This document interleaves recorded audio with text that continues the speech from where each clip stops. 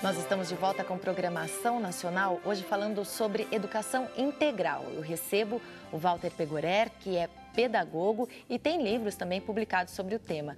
Hoje também, inclusive, para você que participar aqui com a gente, mandando ou sua dúvida ou seu comentário, ou ainda respondendo a nossa pergunta de hoje. Você acha que educação deve ficar por conta da família, do pai e da mãe ou não? Educação é coisa da escola.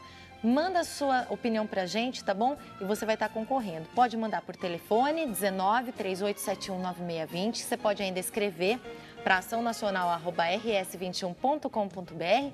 E se você preferir, deixa um recadinho no Facebook, no Twitter, que também está concorrendo, tá bom? Vale para todo mundo. E a gente falava sobre a escola de Valinhos, que se deu super bem com essa integração da família.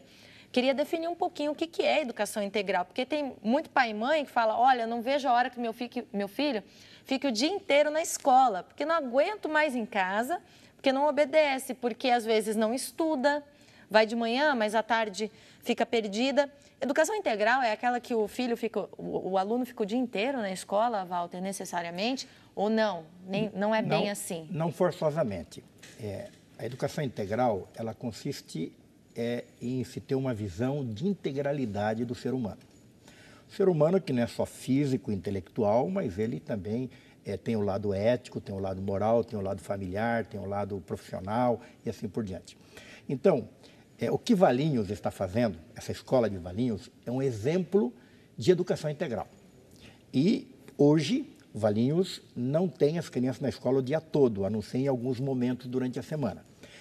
A partir do momento que essa escola de Valinhos, ela começa a ter outras atividades como dança, karatê, artesanato, xadrez, musicalização e assim por diante, são atividades que antes se chamavam complementares, mas que pode se integrar ao currículo da Base Nacional. São as extracurriculares que a gente eram chamadas de extracurriculares, né? Mas que elas hoje podem se integrar ao currículo. Por exemplo, o teatro pode ajudar o português, a dança pode ajudar o aspecto físico e assim por diante. Então, à medida que a escola de Valinhos ela tem os seus alunos o dia todo na escola, ela vai ter um resultado muito melhor do que já está tendo.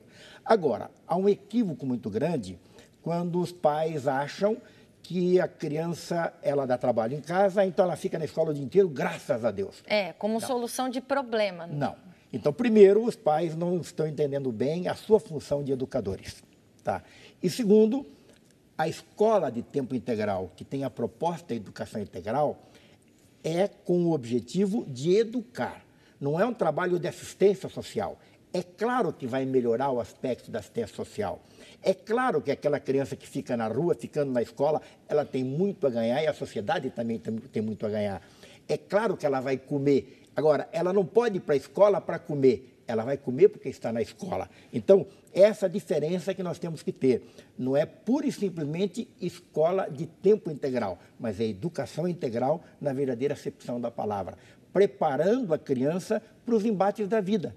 Preparando a criança para a verdadeira cidadania. E a cidadania, ela consiste em fazer com que as pessoas possam andar com as próprias pernas e com a cabeça levantada, ou seja, com dignidade. Antigamente, muita gente tinha educação moral e cívica na escola, os meninos tinham aula de marcenaria, as meninas de aula de costura. Acho que tem muita gente que conta história hoje assim em casa. Claro.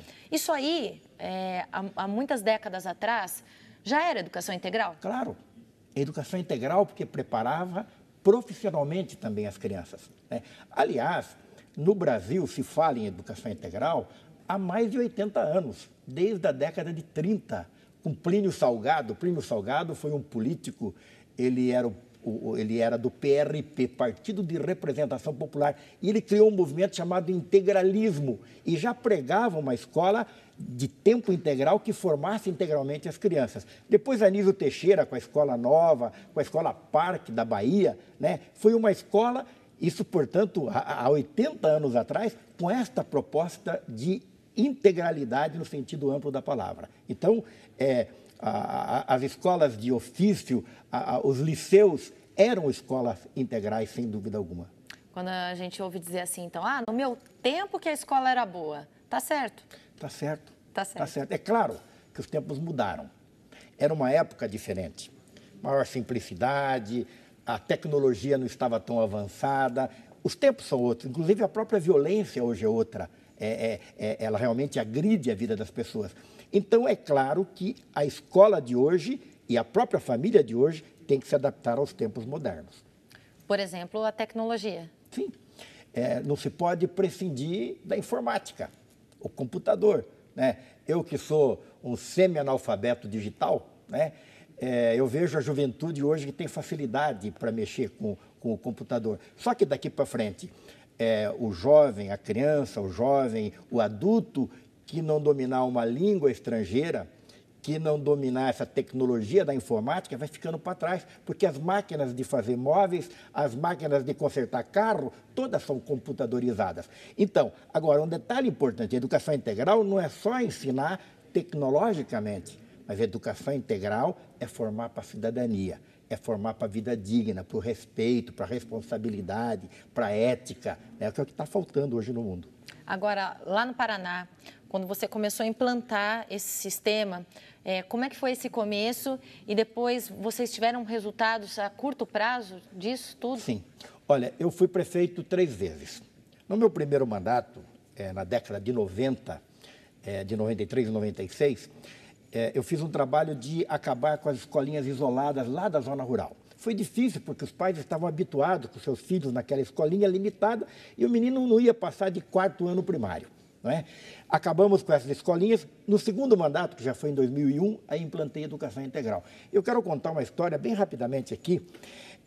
O que mais me incentivou a colocar a educação integral em todas as escolas ao mesmo tempo.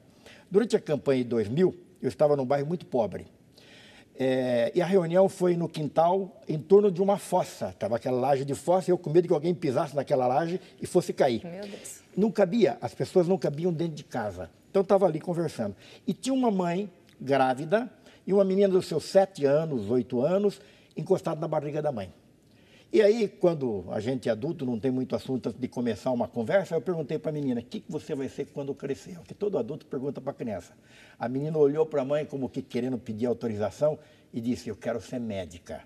Médica para cuidar de criança. E naquele momento eu pensei comigo, se ela não tiver uma boa formação, uma boa educação, ela não vai ser médica. Ela não vai acertar na vida. E aquela conversa em torno de uma fossa foi o grande desafio e o grande estímulo para que eu implantasse a educação integral em todas as escolas. Agora, tem tudo a ver com o sonho da pessoa, sim, né? E sim. Quantos sonhos as pessoas não têm? E olha, o poder público, o prefeito, a grande função dele é de interpretar os sonhos do povo e ajudar o povo a realizar esses sonhos. E os pais, por mais pobres, por mais que não tenham tido oportunidade, por mais que não tenham tido chance de estudar, os pais querem ver o seu filho virar doutor. É um direito dele, ver o filho ser médico, dentista, e por que não? Por que ele tem que catar papel na rua? Por que ele tem que cheirar cola? Por que ele tem que fazer o trabalho de mula para levar droga de um lado para o outro e virar viciado? Ele tem direito à dignidade. E a educação integral promove isso, né? E os resultados que a gente viu a curto, médio, e estamos vendo a um prazo um pouco mais longo, são surpreendentes. Em termos de oportunizar trabalho para as mulheres, que agora sabem que seus filhos estão bem cuidados, estão sendo educados, sendo amados, no complemento do que eles fazem em casa, é claro, né? Diminuiu a violência, oportunidade profissional, diminuiu inclusive a mortalidade infantil, porque, vejam, a educação, ela começa na barriga da mãe. Eu costumo dizer o seguinte, que os sonhos do povo começam a ser construídos no ventre materno. Então, nós criamos lá, dentro dessa grande proposta de educação, a escola da gestante. Porque ali é que começam a ser construídos os sonhos das pessoas, né? E os pais começam a amar ali, da geração, quando essa criança começa a ter forma de gente, né? Então, os resultados são surpreendentes. E o que é muito importante, a autoestima dos pais.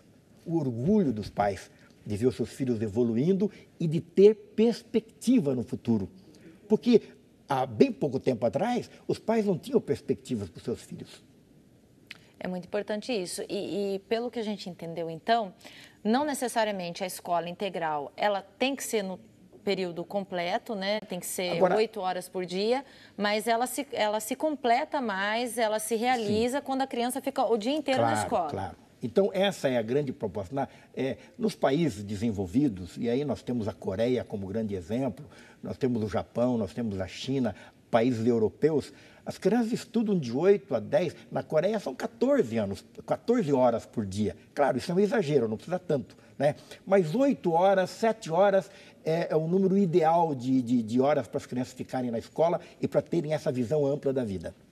Bom, a gente vai voltar a falar daqui a pouquinho sobre educação integral e como também implantar a educação integral em cada município, né? Se você que é do seu município, você que gostou da proposta, existe toda uma forma, todo um procedimento que você deve adotar ou deve procurar, pelo menos, para que isso seja implantado, tá? E a gente vai ver o exemplo também de uma escola que tem no currículo aulas de música, desenho e até oratória. Não sai daí, a gente volta já.